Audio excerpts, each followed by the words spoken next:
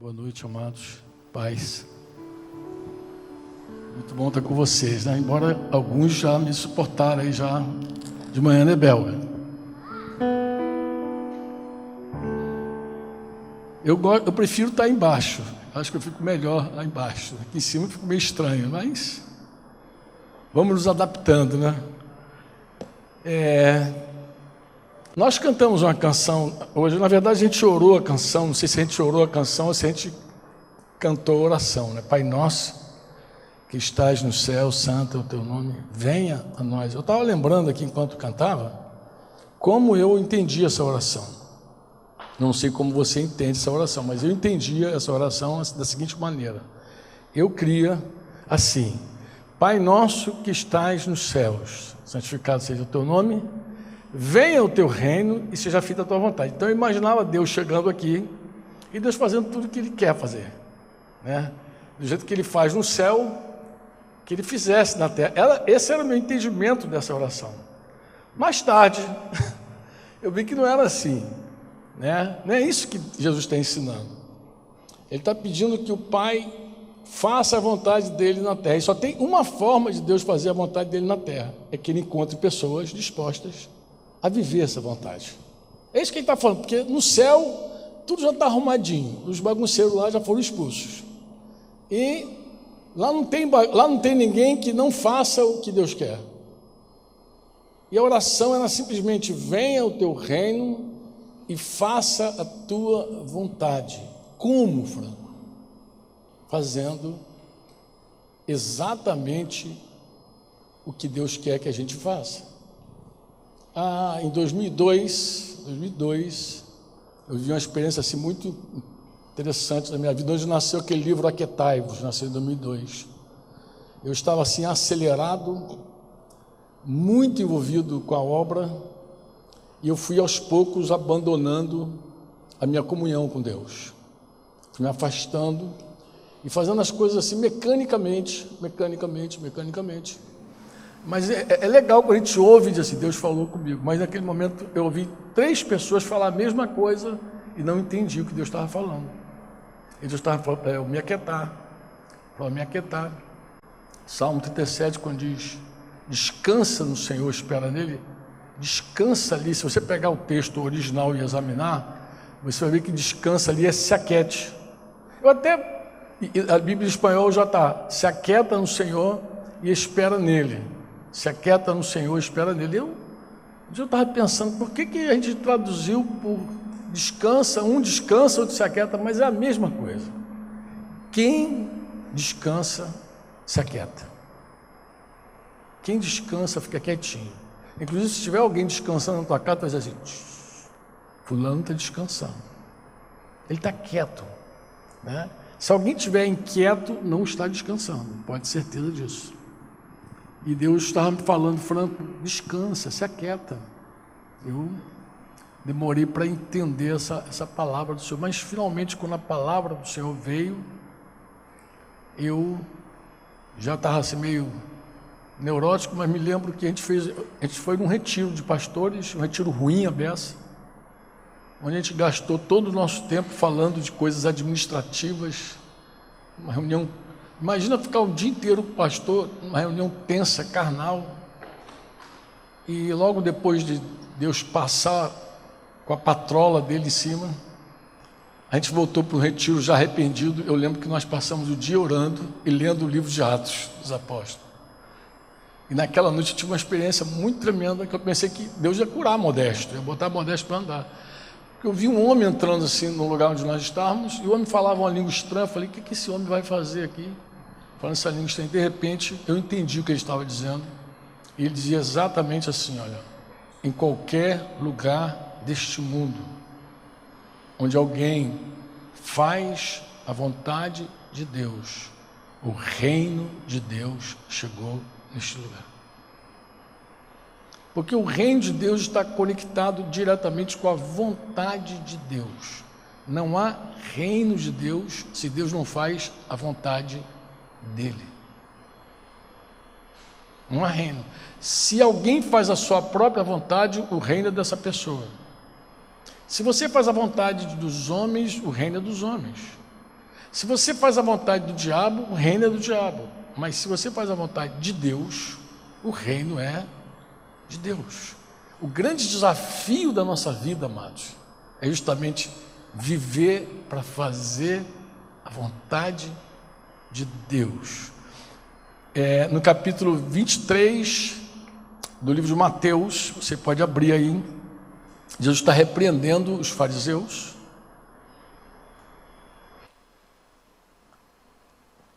E depois de repreender os fariseus, ele também vai dizer para os discípulos dele assim: façam, versículo 3 do capítulo 23, façam e observem tudo o que eles disserem a vocês. Tudo que eles falam, vocês devem fazer. Tu vê que Deus, a carga de Deus sempre é faça, viva. Não é só saber, é viver. Faz tudo o que eles estão falando. Agora, olha o cuidado de Jesus, né? Mas não imitem as suas obras.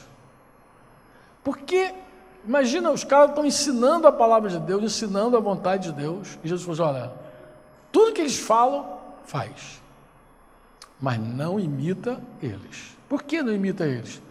Porque eles falam, mas não vivem. Eles falam, mas o que eles falam é bom. Acho que é por isso que Paulo falou a Timóteo: cuidado com a doutrina. O que eles falam é verdade, é de Deus, mas a vida deles não deve ser imitada. Você viu a carga do Senhor com a vida? Falava hoje para os irmãos mais cedo: o reino de Deus, disse Paulo, não consiste em palavras, mas em poder. E eu lembro quando eu li esse texto do apóstolo, eu lembro, quando a vez que eu lia esse texto, eu pensava exatamente no fato de que o poder eram aqueles sinais, aquelas maravilhas. Inclusive, eu esperava isso tremendamente. Eu esperava que o reino de Deus se manifestasse entre nós com sinais, prodígios. Eu sempre amei os sinais, sempre amei os prodígios.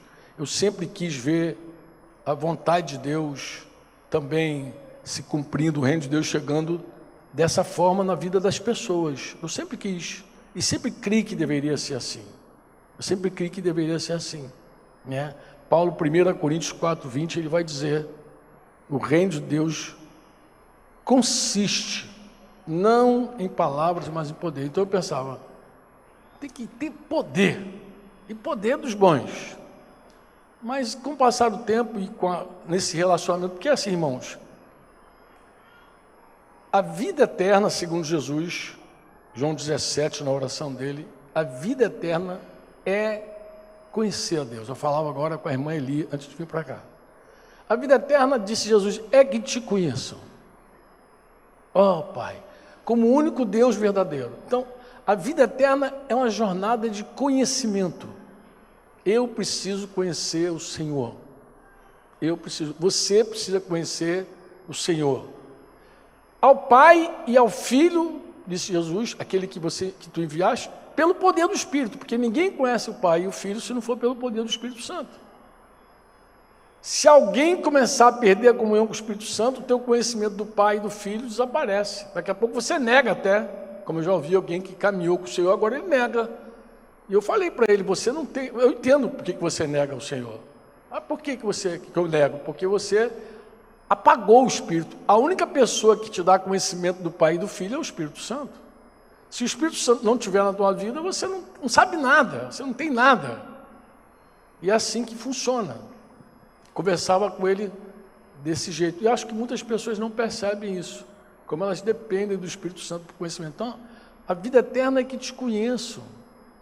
Então, a gente precisa conhecer. A vida com Deus é uma jornada de conhecimento. Conhecimento. Alguém fala assim, como é que eu conheço a Deus? Aí se tu pegar lá Colossenses 1, tu vai ver logo no iniciozinho Paulo dizendo: eu oro por vocês para que vocês experimentem a vontade de Deus. Experimentem, não saibam, experimentem a vontade de Deus. E ele explica o propósito dessa oração. Porque quando você experimenta a vontade de Deus, Colossenses 1, acho que versículo 7 ou 8, posso abrir minha Bíblia aqui para ver com vocês. Quando você experimenta, quando você sabe a vontade de Deus, dá uma olhadinha aqui, eu acho que esse texto é muito legal para a gente começar nossa conversa. Né? Paulo está falando lá das ações de graças, né? E ele vai dizer que eles receberam o Evangelho por meio de Epáfras. Versículo 9: por essa razão também nós, desde o dia que soubemos que vocês se converteram, que vocês receberam a palavra, que vocês estão no Senhor, não deixamos de orar por vocês e de pedir, o que ele pedia a Deus por aquela igreja? Que transbordem do pleno conhecimento da vontade de Deus. Ali não é saber, porque quando você lê na Bíblia conhecer, você nunca é saber, é experimentar, vocês sabem disso, né? José não conheceu Maria até que ela desse a luz a Jesus. Ele só teve intimidade com ela. José só experimentou Maria depois que ela deu a luz a Jesus. Maria, inclusive, tem outros filhos. Muita gente não gosta disso, nem gosta de falar, mas ela teve outros filhos. E aí, Jesus nasce e José conhece, mas alguém pode falar, mas não conhecia antes, não conhecia, claro, mas conhecia de experimentar. Porque a Bíblia, quando fala desse conhecimento, desse gnose, sempre é experimentar. Ele experimenta. Então, o que Paulo pedia a Deus pelos Colossenses? Eu oro por vocês para que vocês experimentem, para que vocês conheçam plenamente, isso que ele está dizendo, né? Ele vai dizer, eu quero que vocês conheçam a vontade de Deus em toda a sabedoria e entendimento espiritual. Eu quero que vocês experimentem a vontade de Deus, de verdade. Essa é a minha oração. Experimente a vontade de Deus. Aí ele explica depois, dessa maneira, o versículo 10. Dessa maneira, vocês poderão viver como? Quando vocês experimentam a vontade de Deus. Do modo digno do Senhor. Que você pode viver de maneira indigna ou de maneira digna. Se você desenvolver uma vida teórica, evangélica, teórica, você vai viver de uma maneira indigna. Você vai viver igual um incrédulo, igual um cara mundano, se dizendo crente, aleluia, glória a Deus. Mas isso não glorifica a Deus. Mas você também pode viver da maneira digna do Senhor. A pessoa olha para a tua vida e sabe que você tem um rei, que você participa de um reino diferente, que a tua vida é diferente, que você é uma luz nas trevas, que você é uma pessoa diferente, você é de estranho, você não é daqui. Então ele vai dizer, você pode viver da maneira digna do Senhor, você vai viver por inteiro agrado de Deus. Por que é importante essa oração, Franco? Porque um pastor, o que é pastor, irmão? Pastor é o cara que fica de terno, gravata, púlpito, pregando. Não, irmão, pastor, pastora. Né? Falei hoje cedo que eu não gosto de título, né? Alguém me perguntou numa dessas lives, falou, Franco, como é que vocês enxergam a pastora? Você tem pastora no meio de vocês? Eu falei, mas tem muita, só não tem título. A gente não precisa disso aí. A gente não precisa de título, porque pastorear é guiar alguém na vontade de Deus. É levar aquela pessoa a agradar a Deus. Você que discipula alguém, você é um pastor. Você que é um pai que tem filhos, você que cuida da tua esposa, você é um pastor. O teu trabalho é o quê? É orientar essa pessoa, guiar essa pessoa com exemplo, com vida, com palavra, com conselho, a agradar a Deus em tudo. Alguém pergunta, mas como é que eu agrado a Deus em tudo? De duas formas. Você agrada a Deus fazendo o que Deus ama e agrada a Deus não fazendo o que Ele odeia. Então, o discipulado, o pastoreio é basicamente comunicar àquela pessoa, mostrar para aquela pessoa o que Deus ama e o que Deus odeia. E como é que alguém faz o que Deus manda? O que Ele ama. Jesus já falou. Aquele que tem os meus mandamentos e os guarda, esse é o que me ama. O cara, quando se aplica a viver o mandamento do Senhor, ele está dizendo, eu te amo, eu te amo, eu te amo. Sem música, sem violão, sem guitarra, ele está dizendo, eu te amo, porque eu quero fazer a tua vontade. Eu quero te agradar, eu quero fazer o que tu amas, quero fazer o que tu queres de mim. Mas você não tem na vida só amor, você tem uma coisa chamada também santo temor. E o temor te freia. Porque o amor te leva a fazer a vontade de Deus. O temor diz assim, não faz o que está errado. O temor te freia. O temor te desvia do caminho ruim. Eu conheço um crente sem temor quando o cara vive de qualquer jeito. E desagrada a Deus conscientemente. Vai fazer. Até a vara pegar o neném. Quando a vara pegar o neném, aí planta um temor santo nele. Quando planta, ele já fica... Não, ele pensa 2 vezes antes de fazer a coisa errada, né? Então esse temor faz parte também da vida. E no discipulado, no pastoreio, também a gente corrige os irmãos, para que eles temam o Senhor. Ó, vou te corrigir para você não colher algo pior lá adiante. Então a gente anda um caminho, isso é pastorear, é levar a pessoa a agradar a Deus. E Paulo está dizendo, se você fizer a vontade de Deus, é isso que ele está dizendo, você experimentar essa vontade com toda a tua sabedoria, com todo o teu entendimento, dessa maneira você vai viver uma vida que agrada de uma forma digna do Senhor, para o seu inteiro agrado. Ele vai dizer, frutificando, lembra que a gente falou de cedo? Frutificando em toda boa obra, e aí ele vai agregar, crescendo, pode pegar o último versículo, 10, a última frase, crescendo no conhecimento de Deus. Ou seja, teologia não te faz crescer. Teologia não vai te fazer crescer. Teologia vai te encher de informação, vai te levar para debates ferrenhos da letra. Por isso que Paulo diz, o reino de Deus, ele consiste não em palavras. Não é debate teológico. A igreja, amados, por 300 anos, ela nunca experimentou um debate teológico. Ela vivia debaixo de uma perseguição ferrenha. Então, para ser cristão, tinha que ser cristão de verdade. Você faz a conta do que é 300 anos, irmãos. Faz a conta de hoje, volta 300 anos atrás, você nem, de repente, você nem conhece a tua árvore genealógica, talvez você não chegue nem no século XIX, né? Eu fiz uma pesquisa com meu pai, cheguei no século XIX, descobri um bisavô, uma bisavó por parte de pai, que já estava lá no século XIX, mas, cara, você não tem nem memória, você não consegue nem pensar o que são 300 anos, mas a igreja viveu 300 anos sem debate teológico. A igreja só começou a ter debate teológico quando a perseguição parou, quando os crentes relaxaram e eles começaram a se envolver com tudo que Constantino permitiu que eles vivessem, concedeu eles viverem.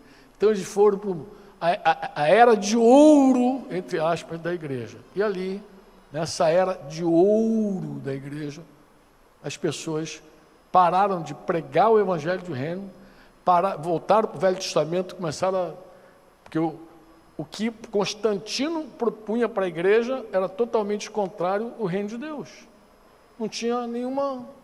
Como eu falei hoje, o reino de Deus ele esmiuça os reinos. Não tem liga, não tem unidade. Você não consegue unir o reino de Deus com qualquer coisa que você vê por aí, com nenhum reino desse mundo. Nenhum país desse mundo tem liga com o reino de Deus. Porque o reino de Deus tem seus próprios valores. O reino de Deus tem seus próprios valores, seus mandamentos, seus ensinos, embora a maioria não quer saber dos mandamentos. As pessoas não querem saber, as pessoas não querem saber de verdade fazer a vontade de Deus, quer que Deus venha e faça tudo por elas. Por isso que muita gente ora, vem o teu reino, seja feita a vontade, mas se Jesus chegar aqui e fizer a vontade dele, eu vou me dar bem. Mano, não é isso. Venha o teu reino e que o Senhor encontre aqui alguém disposto a conhecê-lo. Como? Fazendo a vontade dele, experimentando a vontade dele. É isso que ele está falando. O reino é para ser experimentado, vivido. O reino é um lugar de fruto. Jesus falou lá para os judeus, esse reino será tirado de vocês e será entregue a um outro povo para dar os seus referidos frutos. Tem que dar fruto. Porque o reino é um reino de relacionamento. Eu vou escandalizar alguns aqui, eu acho. Vou falar. Uma coisa que eu tinha vontade de falar hoje mais cedo. Eu fiz uma pergunta para os irmãos no almoço. Eu falei, irmãos, você reparou? A gente voltou inflamado falando de história. Acho que foi o Rony que me provocou lá. Ele falou, pô, Franco, esse negócio, vamos falar. Não dá para fazer uma reunião aí, não? Mesmo que seja aí de forma remota, juntar um monte de híbrida. Híbrida que eu entendi era presencial e transmitida, né? E aí começou a me provocar e eu comecei a conversar com os irmãos. Num dado momento, a gente falando sobre a história da igreja, como é que a igreja chegou onde ela chegou, porque a minha crise é a seguinte: Jesus lá no capítulo 24 de Mateus, no sermão profético, ele vai dizer que o evangelho do reino, este evangelho do reino será pregado, então virá o fim. Então um dos grandes sinais da volta de Jesus é o evangelho do reino sendo pregado em todo mundo. E eu dizia, meu Deus, eu sei que tu vai fazer isso, eu creio, mas como? Porque a tua igreja está tão longe do teu evangelho. Ela aceita qualquer evangelho, menos do reino de Deus. Porque o evangelho do reino é quase um escândalo para muita gente. E eu falava hoje com os irmãos, é simples, como assim que está falando? É verdade, amado. Olha os ensinos de Jesus. Olha os ensinos de Jesus falando sobre honestidade. Olha Jesus falando, seja o teu sim, sim, o teu não, não. Por que as pessoas juravam nos dias de Jesus, depois começaram a jurar, depois no tempo de Constantino também, da igreja, quando ela ganhou aquele nome de católica, ela também começou os juramentos, voltaram todos os juramentos, porque as pessoas não confiavam mais umas nas outras. Tinha que jurar. Jurar é quando você não tem palavra, aí você jura, promete, planta bananeira, você não tem palavra, você não tem palavra. Nós vivemos num tempo onde as pessoas não têm palavra. O teu sim não é sim, o teu não não é não. Como é que você sabe disso, Franco? Olha a estatística dos divórcios entre evangélicos. Olha, pô. O que o cara prometeu lá para a esposa, o que a esposa prometeu para ele? Qual era o pacto, a aliança que eles fizeram? Ser fiel um ao outro até onde? Até onde? Até a morte. Seja o teu sim, sim, e o teu não, não, que passar disso procede do maligno. Toda palavra frívola que o homem disser, Jesus falou, dará conta no dia do juízo. Quem é que ouve isso? Quem é que aceita uma conversa dessa? É só você ver, pô. Você vê as causas dos divórcios, as coisas absurdas, abcega e abmuda. Eu vi agora uma história, não me lembro agora quem me contou, de um médico oncologista, parece que é crente, descobriu que a mulher está com câncer e pediu divórcio. Por quê? Eu já trabalho com isso, cuidando de gente e tal, eu não vou suportar, não vou aguentar cuidar dessa mulher. E o que você falou no dia do teu casamento? Eu vou lembrar para você, na doença e na saúde. Então as pessoas não têm palavra, não tem palavra. E mesmo que jura, não cumpre. E se jurar e assinar, depois entra uma lei lá, 6.515, e anula a lei, pô. É esse o mundo que a gente vive. E a igreja está mergulhada nisso. Não é o evangelho do reino que a igreja prega e vive. Não é, amados. Não é. Se você ouvir Jesus falar de casamento, não é o que a gente vê, tem gente que se escandaliza, até se tu começar a falar como é que Jesus falou que era o casamento no reino. Contei mais cedo aqui a história daquele pastor. Gente, o reino de Deus é uma loucura para muita gente. As pessoas não querem o reino de Deus. A pergunta que eu fiz, que eu falei que ia escandalizar, que o belga está ali curioso, querendo saber, George curioso aqui, lembra dele? Foi assim, belga. Eu falei, irmãos, a igreja entrou num momento de decadência tão grande, que houve um momento que eles deram a Maria o que Maria não tinha. Deram um título no concílio de Éfeso a Maria de Mãe de Deus. Eu lembro da história da igreja que um dos grupos que pregavam o reino de Deus foram proibidos de pregar, porque eles não eram considerados teólogos, eles não dominavam as escrituras, e fizeram um teste com um dos líderes, fizeram 4 perguntas: creio em Deus Pai? Creio. Creio em Deus Filho? Creio. Creio no Espírito Santo? Creio. Creio em Maria, mãe de Cristo? Ele falou, creio. E aí reprovaram ele, riram, zombaram dele, porque não era mais Maria, mãe de Cristo, era Maria, mãe de Deus. E os caras, eles só conheciam as escrituras, eles não conheciam os dogmas, os títulos, eles só conheciam a escritura, reprovaram. Isso com zombaria e tudo mais. E a pergunta que eu fiz foi a seguinte: por que a igreja adora Maria? Por que a igreja católica abraçou essa adoração?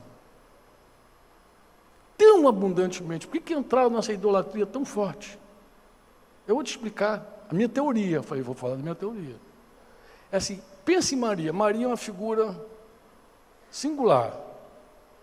Ela não expressa em nenhum momento julgamento. Você pensa em Maria julgando alguém? Maria irada, nem pensar, Maria irada não tem. Maria dando mandamento, não tem também. Então, eles têm uma Maria que é sem julgamento, sem ira, sem mandamento. Aí diz assim, fala com a mãe que o filho ouve. Eles não querem falar com o filho.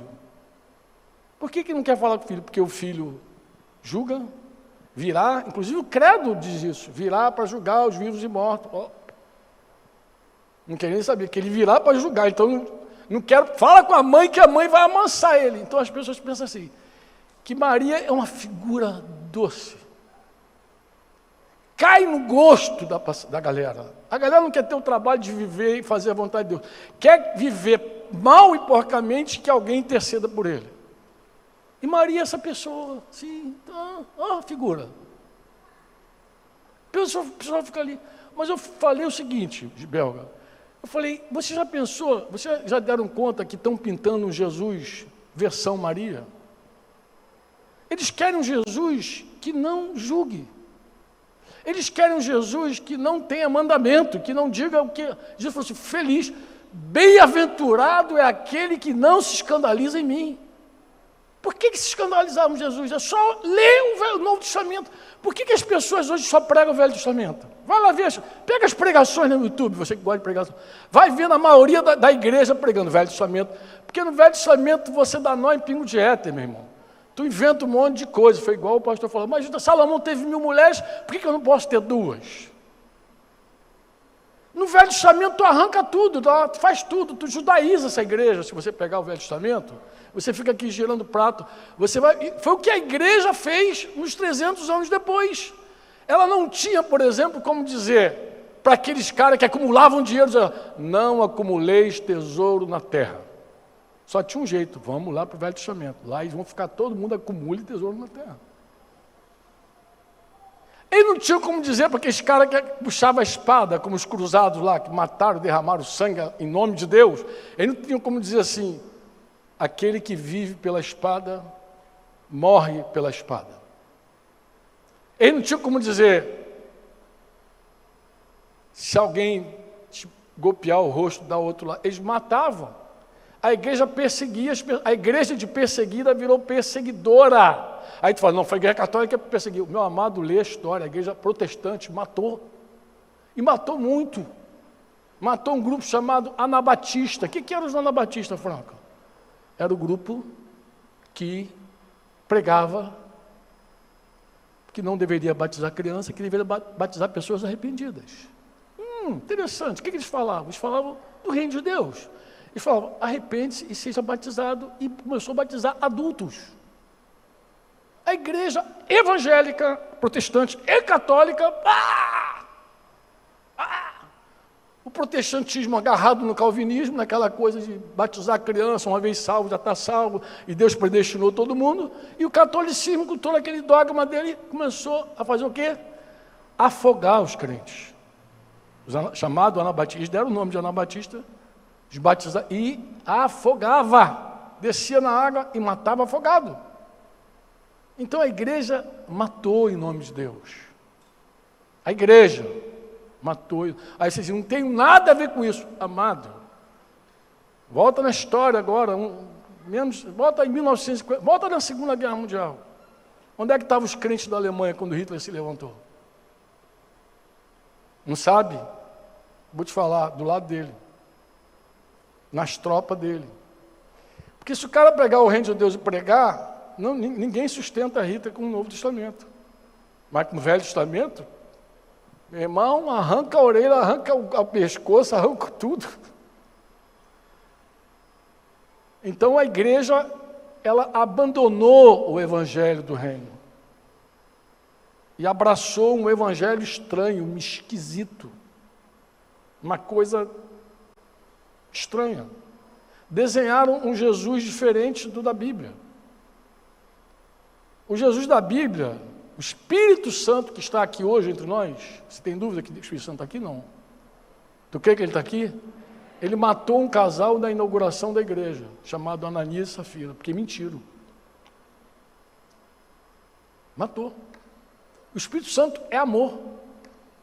mas ele é fogo consumidor também, matou.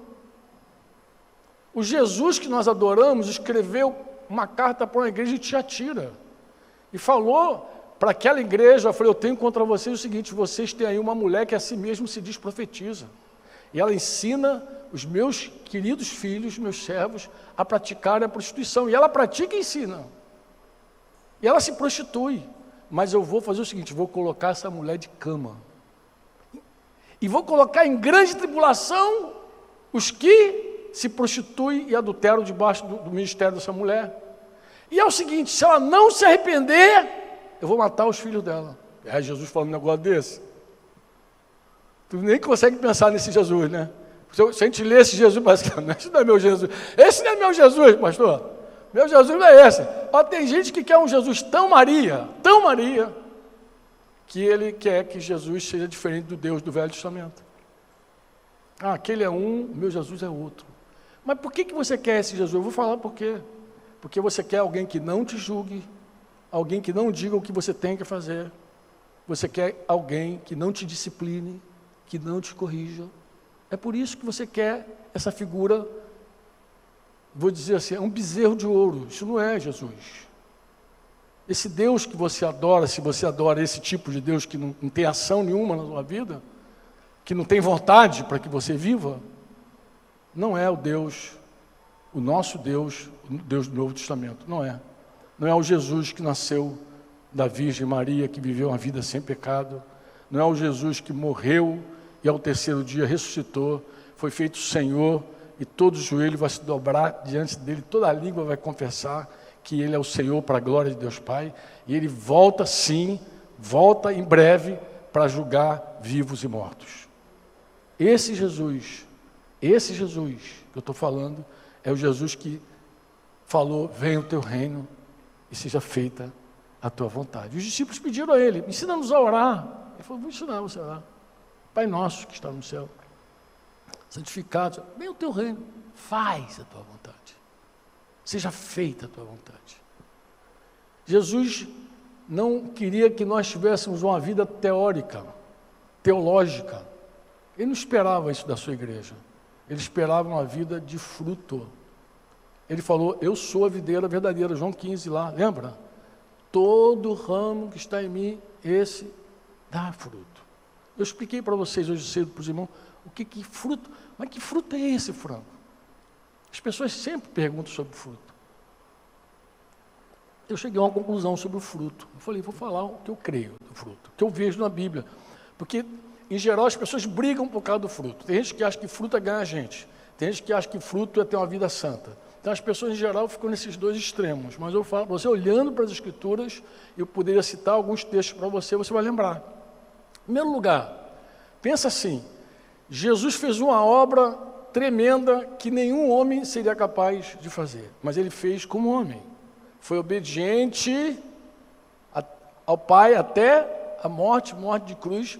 E nós chamamos de redenção, obra do Calvário, dá o nome que você quiser, mas ele nos comprou com o sangue dele, morrendo, martirizado numa cruz. Ele se entregou pelos nossos pecados, quantos pode dizer amém? Ele te fez livre, ele te comprou com o sangue dele, ele te regenerou, e não apenas te fez livre, ele te fez amigo de Deus. Ele te abençoou, diz a Bíblia, ele se fez maldito, Gálatas 3, para que você fosse abençoado. E Efésios 1 vai dizer que você foi abençoado com toda a sorte de bênçãos espirituais nas regiões celestes. Jesus te comprou, te lavou, te abençoou, e ele fez uma coisa tremenda, ele te incluiu na família dele. Ele te fez filho de Deus. Amém? Você é filho de Deus em Jesus Cristo. Quantos podem dizer amém? E porque você é filho, disse Gálatas 4, Deus te deu o Espírito Santo. É o ápice. Deus te deu o poder dos poderes. Já cantava uma canção antiga. Dentro de mim habita o poder dos poderes. Lembra? Poderoso e soberano, ou soberano e poderoso de todo o universo. Jesus te deu o Espírito Santo. Jesus não espera menos que uma vida santa. Porque ele te deu o Espírito Santo. Ele te concedeu isso te fazendo filho. Você pode dizer amém ou não amém. E você então agora que nasceu de novo, recebeu o poder do Espírito Santo de Deus, você está na família de Deus, você inclusive ganhou uma família, chamada igreja, você tem irmãos de tudo que é lugar, em tudo que é cara, você nem imagina como você tem irmão. E você nem precisa fazer nada místico, porque quando você viaja, sai daqui dessa cidade, ou desse estado, ou desse país, ou desse Brasil, vai embora, você vai encontrar irmãos e você vai dizer, meu Deus, como é que eu sei que você é meu irmão? É um negócio sobrenatural. Você ganhou também uma família. Essa obra Deus fez por você. Você crê nisso ou não? Quantos creem? Mas se Ele fez por você, por mim, tem que ser visto em nós. Não dá para você dizer assim, eu sou livre do pecado, porque Jesus me resgatou, me tirou do império das trevas, me transportou para o reino dele, do seu Filho amado, e eu sou livre do pecado. E quando é que as pessoas te veem livre do pecado? Eu vou te falar o que é fruto. Fruto é quando você começa a mostrar que você é livre do pecado, que você foi regenerado. Fruto é revelar, é manifestar. O que Jesus fez por nós precisa ser visto em nós. E não apenas isso. Entre nós também. Tem que ser visto entre nós. Como assim, Franco? Olha, amado, se Deus derramou amor no meu coração, no teu coração, em nossos corações, Romanos 5,5. Se o Deus derramou amor em nós, e eu expliquei também, amor aqui não é sentimento.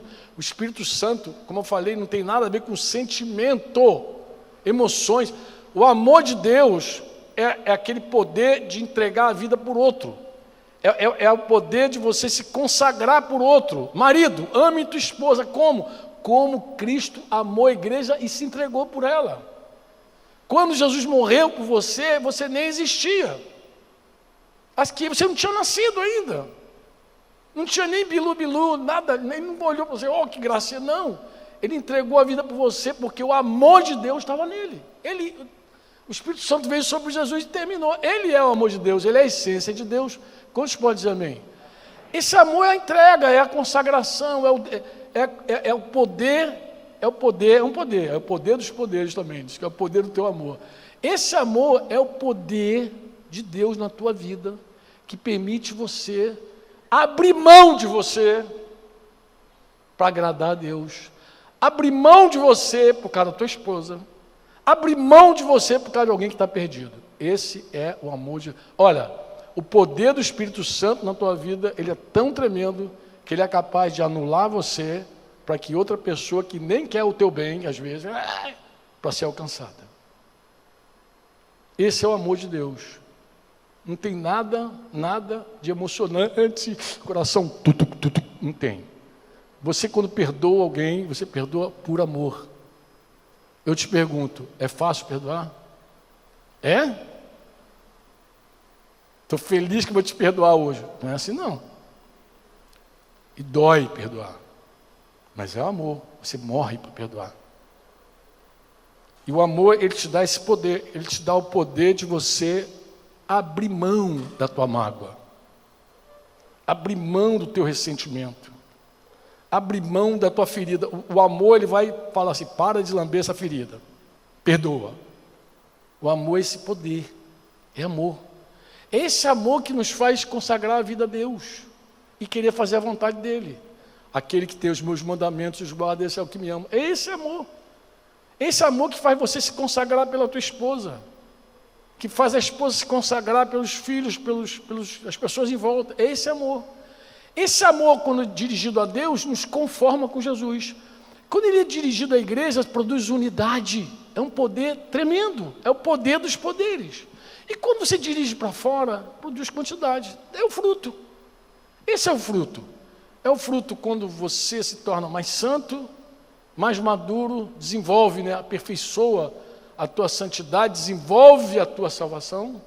Amém? Com temor, você vai desenvolver. É o fruto, vai manifestando isso para as pessoas. As pessoas vão vendo, pô, que pessoa espiritual, que pessoa santa, que pessoa maravilhosa. Porque, claro, você não é maravilhoso, você para de pensar que você era maravilhoso. Deus escolheu as piores coisas do mundo, e você está na lista, tá? Escolheu os que não são, os fracos, os tolos, você só está aqui por causa disso. A maioria é assim, disse Paulo. Então não se iluda. Mas esse poder de Deus, esse espírito de amor em você, ele é capaz de levar você a renunciar você por outro, a dar. Alguém gosta de dar? Ninguém gosta de dar. É a história que eu dou. Não gosto. O poder de Deus na tua vida pode levar você a dar com alegria. É amor. É amor. Isso é fruto. O reino de Deus é um lugar de frutificar. Nós precisamos frutificar. Você diz amém ou não amém? Eu vou terminar aqui meu assunto, mas eu quero deixar aqui plantado no teu coração, que nem hoje mais cedo. É aqui mesmo que eu vou ficar. Não deixa eu abrir mais não, hein? Vou fechar. Os irmãos me vigiam ali, eu sou tentado às vezes voltar ali, meu Deus. É que a gente está tanto tempo sem se ver, né, cara? Que a gente quer falar tudo, quer fazer uma vigília, né? O coração está explodindo. Deixa eu dizer algo para você. Eu queria falar isso como se a gente estivesse à mesa, tomando um café, conversando. Preste atenção no que eu vou te falar. Quando Paulo diz que o reino de Deus não consiste, ou que ele consiste não em palavras, mas no poder de Deus, e a gente pensa que poder são sinais, prodígios, maravilha, aquela coisa toda, você precisa entender duas coisas. Primeiro, que o poder de Deus, na antiga aliança, no reino de Israel, era de uma manifestação. E o poder de Deus, no meio da igreja, é de outra manifestação. São manifestações distintas. Porque o reino de Israel tinha bênçãos terrenas, maldições terrenas. E o reino de Deus tem bênçãos espirituais, celestiais, eternas, futuras, não dá nem para medir. Não dá para medir. Porque o maior homem nascido de mulher daquela dispensação passada foi João Batista, porque ele foi cheio do Espírito Santo desde o ventre. E o menor do reino de Deus, o menorzinho do reino de Deus é maior que João Batista, disse Jesus. Então não dá para comparar. O poder é outro, é o poder dos poderes. Ele regenerou você, ele fez você nascer de novo. Você viu o reino, entrou, recebeu o Espírito de Deus. Você pode dizer amém ou não? Então põe atenção no que eu vou te falar. Hoje eu citei um exemplo de Sansão, para os irmãos mais cedo. Falei, Sansão era um homem que era possuído pelo Espírito Santo. Quando o Espírito Santo vinha sobre Sansão, ele quebrava os filisteus todos, rasgou o leão no meio, era um homem forte. Ninguém discute, é sobrenatural. Eu gosto de Sansão porque Sansão é aquela figura. Isso é que é poder, meu irmão, é sobrenatural. Rasgava na unha. Ninguém consegue pensar num homem tão forte. Mas era um homem tão forte, por um lado, mas tão fraco, por outro lado. Por exemplo, você olha a vida de Sansão, você olha, meu Deus, ele era fraquinho com as mulheres, né? Era. Mas por quê? Porque ele também era sujeito ao pecado. O senhor dele ainda era o pecado. Ele nunca foi livre do pecado, dessa natureza que escraviza todo homem. Nem ele, nem Davi, nenhum deles.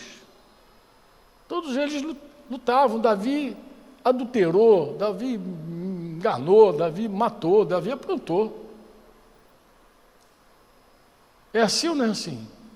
É desse jeito ou não é? Mas o poder de Deus vinha sobre Davi. Davi, no poder do Espírito de Deus, na unção de Deus, ele matou um gigante. Ele tangia a harpa, os demônios saíram. Mas nada se compara ao novo nascimento. Nada se compara ao Espírito Santo habitando no homem. Contei a história aqui para os irmãos Macedo de Filipe, que foi para Samaria, foi um grande avivamento durante a perseguição ali, após a morte de Estevão, e as pessoas eram curadas. Disse que Deus fazia sinais e prodígios na mão, por intermédio de Filipe, e disse que se converteu um mágico, que ele se auto-intitulava o grande poder de Deus. E o cara ficou impressionado, se batizou, seguiu ali direitinho, até que os apóstolos desceram a Samaria. E quando eles foram em Samaria, e que eles impuseram as mãos sobre os irmãos novos lá, o Espírito Santo vinha sobre as pessoas, e o mágico ficou maravilhado. Até pedi para o Bira fazer aquele meme, né? O olho do mágico. Ele se corrompeu ali, ele queria aquele poder. Ele sabia que aquilo ali era maior, era mais do que um surdo ouvir, mais do que um cego enxergar, mais do que o aleijado andar. Era o Deus do universo vir morar numa pessoa pela imposição das mãos de outra pessoa. Ele queria aquilo, aquilo corrompeu ele profundamente. Eu vou te perguntar, Jesus fez sinais? Maravilhas? Jesus fez grandes milagres? Ressuscitou mortos? Sim ou não? Jesus mostrou que era Deus submetendo a natureza. Ele submeteu a natureza. Ele transformou água em vinho. Ele andou sobre as águas, aquietou a tempestade. Jesus mostrou quem ele era. Sim ou não? Sim ou não? Muitos creram nele ou poucos?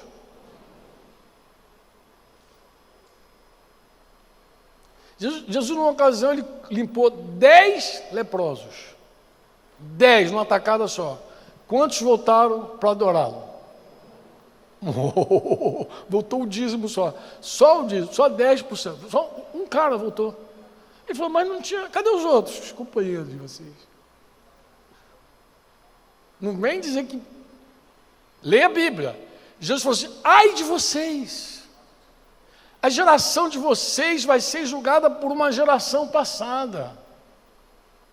Ele falou, olha, no dia do juízo, Nínive vai se levantar no dia do juízo, vai condenar vocês todos. Mas por quê? Porque Nínive, vocês lembram a história do profeta Jonas. Jonas queria ir para Nínive? Queria? Amorosamente disse, eis-me aqui, eu livre estou, teu dispor. Foi assim que ele foi? Eu vou para longe. Deus falou, vai para Nínive, eu vou para Tarso, vou embora. Não queria ir para Nínive. Você lembra da pregação de Jonas, como foi? Eu vou te contar como é que foi, vou lembrar você. A pregação de Jonas é uma pregação de juízo. Daqui a 40 dias Deus vai destruir tudo isso aqui. Ele falou, arrependei-vos. Ele falou, vocês têm uma chance. O que ele falou? Nada, ele só falou, vai morrer todo mundo daqui a 40 dias. Ó, Deus está até aqui com vocês. Acabou. Acabou, geral, tchau. 3 dias passou. Ele foi falar com as autoridades, falou com ninguém, passou na feira de Cabo Frio, pregou. E era uma cidade com a população parecida. Ficou esperando Deus queimar todo mundo. Quando ele viu que o fogo não caiu, o que ele fez? Ficou irado, quis morrer, porque a ira também faz a pessoa querer suicidar. Eu vou morrer. Esse homem pregou sem amor, sem fogo, sem calor, uma palavra de juízo e disse que todos se renderam àquela palavra, todos se converteram, do maior ao menor. Jesus falou, no dia do juízo, toda aquela galera vai levantar e vai condenar vocês todos, porque vocês viram sinais, prodígios, milagres, maravilhas, vocês viram alguém que é muito maior que Jonas. Foi assim ou não foi assim? Foi assim ou não foi, amado? Apesar dos muitos milagres, o povo ouvia, queria, seguia Jesus por causa do pão, mas não queria o pão que não perece, o povo não queria. Fazer a vontade de Deus, nem pensar. E a Deus também não queremos. Jesus falou, vocês examinam as Escrituras, João 5, porque vocês julgam encontrar nas Escrituras vida. É verdade, essas Escrituras falam de mim, mas vocês não querem vir a mim. Contudo, vocês não querem vir a mim para ter vida. Então eles liam as Escrituras, tinham contato com a teologia, com a palavra, mas com Deus, não. E a Jesus, nem pensar. Eles queriam outro reino, não o reino de Deus. É assim ou não é assim, amado? Tristemente é assim. Ai de ti, Corazim, ai de ti, Betsaida. Jesus falou, se eu tivesse feito, olha, não precisasse ser todos os milagres não, uma parte dos milagres que foram feitos entre vocês, em Sodoma e Gomorra não teria sido destruído. Foi assim ou não foi assim? Foi ou não foi, amado? Foi. Agora, coloca para mim aí, na oração de Jesus, João 17, versículo 21. Coloca aí para a gente ler. Vou terminar aqui. Eu falei que ia terminar, né? Vamos ver. Na oração de Jesus, ele diz assim, ó, a fim de que todos sejam um. E como és tu, ó Pai, em mim, e eu em ti, sejam o quê? Eles sejam em... Para quê? Para quê? Para quê? Eu vou te falar para você. Maior do que sinais, prodígios, maravilha, é um povo que se ama. É uma igreja que se ama, que cuida uns dos outros, bem vinculada, que gente que se consagra uns pelos outros, gente que dá a vida uns pelos outros. Essa unidade é o poder dos poderes. Porque Jesus está falando que o mundo crerá quando vê a igreja uma. Você já reparou que muita gente se converte em retiro? É um negócio impressionante. Tu leva um cara incrédulo para um retiro de carnaval, 4 dias lá, no terceiro ele já está no quarto ele não quer ir embora. Às vezes a gente até batiza no retiro, o cara chega lá incrédulo, sai batizado. Por quê? O que tocou aquela pessoa estar no meio de tanta gente como nós? Para nós é tão comum ser igreja. Para o mundo não.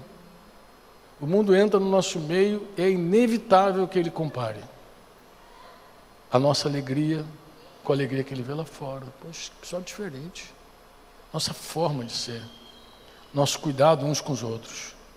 Esse amor, eu vou dizer de novo, é o maior poder que pode haver na terra. É quando gente ama uns aos outros, tem unidade poderosa, como o Pai, o Filho, tem uma unidade verdadeira que não aceita divisão, que não aceita facção. Esse amor é o testemunho maior para qualquer incrédulo. É possível que alguém veja uma pessoa receber o milagre e não se entregue a Jesus. Mas o poder que abala ele é o poder do amor de Deus. Ele não concebe que uma pessoa seja transformada por dentro. Ele não concebe. Ele até concebe um corpo ser restaurado por fora, mas ele não concebe um coração ser mudado por dentro. Ele não tem essa concepção. Eu termino dizendo assim para você: olha, se você condicionou o amor de Deus na tua vida aos sinais externos que Ele faz, está na hora de mudar isso. Por quê? Porque se você diz assim, Deus me ama quando Ele te dá um carro, Deus me ama quando Ele dá uma casa, Deus me ama quando Ele me dá um casamento, Deus me ama quando Ele me dá um filho, Deus me ama, só quando Ele dá, está na hora de mudar isso. Eu vou te explicar por quê. Porque a vida é assim, irmãos, ora a gente ganha, ora a gente perde. No momento a gente pode ter muito e no outro momento a gente pode ter pouco. No momento a gente pode estar sendo honrado, aplaudido, no outro momento a gente pode estar sendo vaiado, levando tomatada e ovo podre. A vida é assim. Mas quando Deus muda dentro de nós o que somos, não há como o diabo chegar perto de você e dizer, Deus não existe. O diabo nunca vai poder falar isso para você, porque você mais do que ninguém sabe o que Deus fez na tua vida, no teu coração. As circunstâncias de fora mudam, os ventos batem e sopram e tal, entorta tudo e você vai vendo altos e baixos, luz e trevas. Você vai vendo pessoas que você amava se apagarem e ir embora, porque essa luz desses homens, por melhor que seja, apaga. Mas você é transformado de glória em glória dentro de você. Não há como alguém dizer para você, Deus não existe, Deus não te ama. Como não me ama? O que Ele fez em mim, eu sei o que Ele fez em mim, eu me conheço, gente. Eu não posso falar do fulano, do Beltrano, mas eu sei de mim. Eu sei do poço que eu saí, do buraco onde eu estava. Eu sei da minha condição e olha o que Deus fez em mim. E Ele segue fazendo em você. E o que Ele faz em você tem valor eterno. Não é nada que fica aqui na terra. Porque se Ele te der uma casa, fica aqui, carro fica aqui. Na verdade, você pode ter um carro que não foi Deus que te deu, foi teu braço que te deu, tua obstinação que te deu. Mas quando Deus faz algo dentro de você, é tremendo. E esse dentro de você permite você amar a Deus, permite você amar as pessoas menos prováveis. Esse amor dentro de você te constrange. Você às vezes quer se rebelar, mas esse amor te aplaca. Ele diz, não vai por aí. Esse amor é tão tremendo que quando você erra, ele te consegue te levar por uma tristeza que produz metanoia, arrependimento. Não é a tristeza do mundo, porque a tristeza do mundo te mata, te oprime. A tristeza do mundo te leva para o suicídio. A tristeza de Deus produz metanoia, mudança de atitude. É o que está escrito. Porque Ele está em você. Jesus fez o que era mais improvável, não passou nunca na cabeça de ninguém um negócio desse. Ele preparou morada no teu coração. Ele falou, o reino de Deus está em vocês. Está em vocês. É aí dentro. É aí que dentro que acontece um relacionamento, uma conversa. É aí dentro. É aqui dentro que tem fogo para levar você a fazer a vontade de Deus. É aqui dentro, irmãos, que permite a gente ser um. E quando a gente é um, o mundo crê. O mundo pode explicar um aleijado se levantando. Eu contei hoje para vocês que eu vi uma mulher se levantar numa reunião assim pública. Se levantou de uma cadeira de rodas, assim, toda doente, toda atrofiada. Eu pensei, vai ser uma santa essa mulher. Essa mulher nem se converteu. Não sei se ela se converteu no dia de hoje. Não sei. Porque a pessoa que levou ela para aquela reunião era cristão. Ela tinha família convertida. Mas aquela mulher não se entregou a Jesus. Outro dia ela me achou na internet e me mandou uma mensagem. Ela não se entregou, me lembrei dela. Ela falou, você não se entregou a Jesus? Será que ela não se entregou a Jesus ainda? Pela conversa religiosa, mas parece que não. Eu vi um homem, e foi muito interessante, porque esse dia eu estava com um médico, um irmão médico do lado, cirurgião, proctologista, cirurgião geral, ele estava comigo, todo animado. E o Espírito Santo moveu tão poderosamente. O homem estava acamado, inchado, sei lá, 2 vezes o tamanho dele, assim, todo inchado, doente, levantava. E o Espírito Santo veio sobre nós e tocou, e me encheu de fé. E eu falei, levanta. E o médico, não. Eu falei, então tu sai, porque esse cara vai se levantar em nome de Jesus. E o cara se levantou. E ele derreteu assim na nossa frente. Assim. Esse meu irmão querido ficou maravilhado de ver. O cara derreteu, o cara saiu andando pela porta. Se converteu? Não. É um amigo do Evangelho. Se falar mal perto de crente, ele até bate. Mas ele não é convertido. Mas você fala, por quê, Franco? Porque Deus não salva por meio dos milagres. Ele escolheu salvar o mundo pela loucura. Na verdade, escolheu salvar os que creem, disse Paulo, pela loucura da pregação. O que salva é a mensagem. O que salva é você crer que Jesus Cristo está vivo, ressuscitou, crer com o teu coração e confessa com a tua boca que Ele é teu Senhor. O que salva é fé num Deus vivo. O que salva está dentro de você. É o teu coração dizendo, Ele vive, e tua boca confessando, Ele é meu Deus, Ele é meu Senhor. É isso que salva. Os milagres podem até ser explicados, até milagre falso, porque no meio desse negócio de falta de reino de Deus, tem gente produzindo milagre mentiroso. Eu vi recente agora uma denúncia de um grupo que fez vários milagres mentirosos, forjados.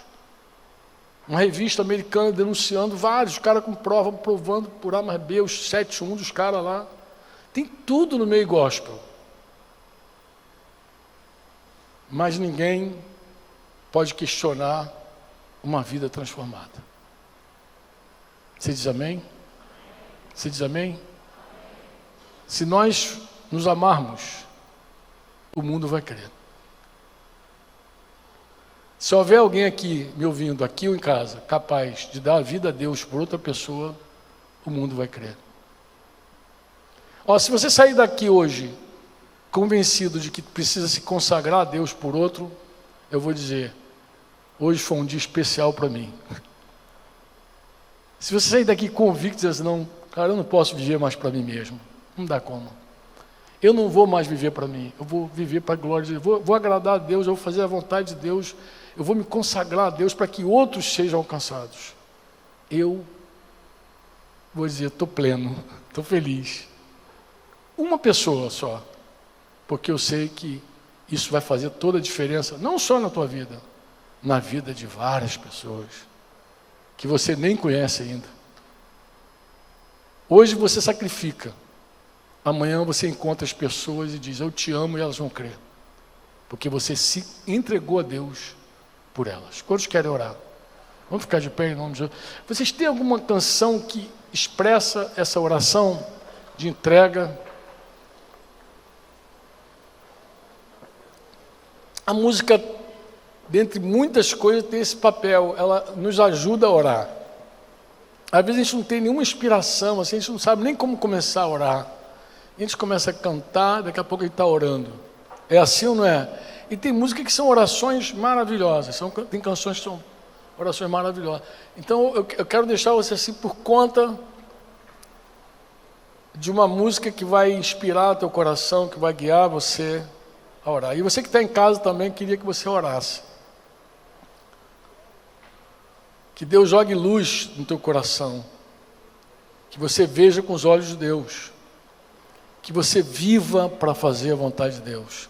A minha oração por você é, eu vou tomar emprestada de Paulo. Que você, com todo entendimento e sabedoria, conheça a vontade de Deus. Experimente ela profundamente na tua vida. Seja qual for a vontade de Deus, que você esteja disposto a viver. Amém? E que o poder do Espírito Santo, Deus que está vivo, Ele está aqui entre nós, Ele está sobre você. Ele vai te encher e te capacitar para tudo que Ele tem. No nome de Jesus.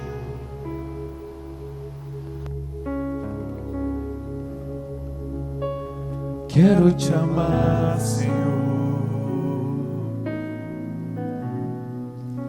Te amar mais.